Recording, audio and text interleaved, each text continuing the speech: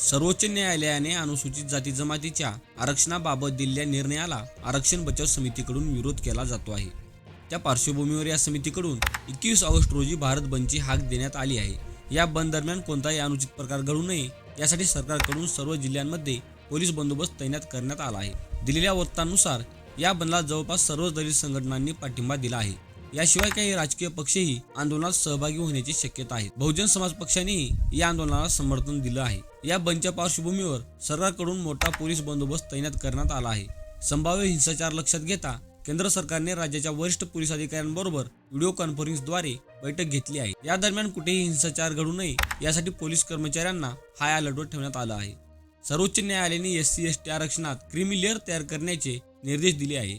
ज्याला खरंच त्याची गरज आहे त्यालाच आरक्षणात प्राथमिकता मिळावी यासाठी हा निर्णय देण्यात आल्याचं न्यायालयाने म्हटले आहे। मात्र न्यायालयाच्या या निर्णयावर मोठा वाद निर्माण झाला आहे।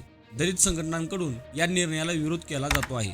हा एक प्रकारे आरक्षण संपवण्याचा प्रयत्न असल्याचा आरोप या संघटनांनी केला आहे। या विरोधात संघटनांकडून मंगळवारी 21 ऑगस्ट रोजी भारत बंदची हाक देण्यात आली आहे। महत्त्वाचे म्हणजे भारत बंद संदर्भात राज्य सरकारकडून कोणतेही मार्गदर्शन तत्त्वे जारी करण्यात आलेली नाही। मात्र या दरम्यान रुग्णालय आणि औषधाची दुकाने यासारख्या आपत्कालीन सेवा सुरू राहणार असल्याची माहिती आहे। याशिवाय बँक, सरकारी कार्यालये, शाळाही सुरू राहणार असल्याचे सांगण्यात आले आहे।